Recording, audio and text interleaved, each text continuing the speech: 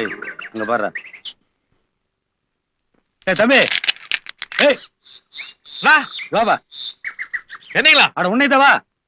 ஏனப்பா ஆள் 6-7 அடி இருந்துட்டு அரை முடி தேங்காய் குடிஞ்சு பொறுக்கிட்டு இருக்கியா? தப்பு இல்லையா அது? மனசு தேங்காய் பொறுக்கிறது தப்புன்னா சாமிக்கு தேங்காய் உடைக்கிறதும் தப்பு தானுங்கண்ணா. எங்கிட்டயே நாத்தியம் பேசுறியா நீ? உண்மையை பேசுறதுக்கு பேரு நாத்தியமாங்கண்ணா. ஏய் மனுஷனா பிறந்தா ஒரு லட்சியத்தோட இருக்கணும்.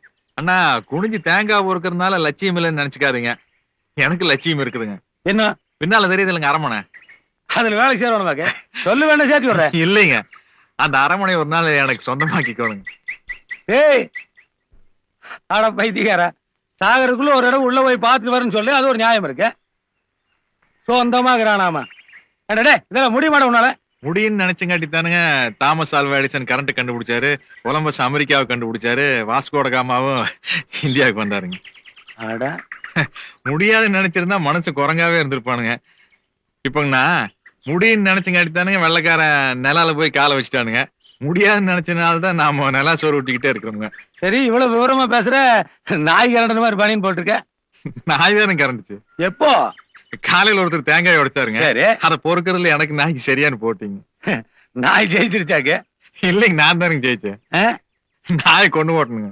அட பாவியே, நாயை போய் கொண்டிருக்கான் பாரு. நாம முன்னுக்கு வரணும்னா அப்புறம் நான் என்னங்க மனசு நின்னுங்க ஏறி மிதிச்சுட்டு போயிட்டே இருக்க வேண்டியதானே. ஒரு அரசியல்வாதி கிட்ட வேலைக்கு சேர்ற எல்லா தகுதியும் உங்கள்ட்ட இருக்கு. ஆமா இவ்வளவு விவரத்தையும் வச்சுட்டு நீ ஏன் தேங்காய் பொறுக்கிட்டு இருக்க? எல்லா வேலையும் தெரியுங்கண்ணா, ஆனா கொஞ்சம் வாய் ஜாஸ்திங்க. அதனால எங்க வேலைக்கு போனாலும் ஒரு 4 நாள் நம்மளை துரத்தி விட்டுருவாங்க. வேற வேலைக்கு எதுக்கு போற? சிரிக்கவே தெரியாதவங்கள அகில இந்திய ரீதியில பெரிய பெரிய தலைவராகிறப்ப சிந்திக்கு தெரிஞ்சுட்டு நீ தேங்காய் பொறுக்கிட்டு இருந்தீங்கன்னா இந்த தேசத்தை யாரு காப்பாத்துறது? எங்கிட்ட வேலைக்கு வந்துடுறியா? சரி. வேற என்ன?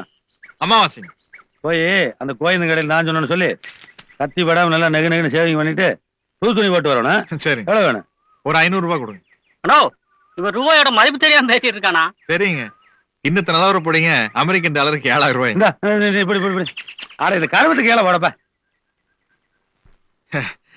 வரணுங்க.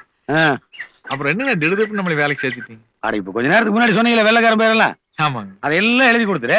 சரி. பொழுதோட மீட்டிங்ல பேசி நான் கைதட்டல் வாங்கிக்கிறேன்.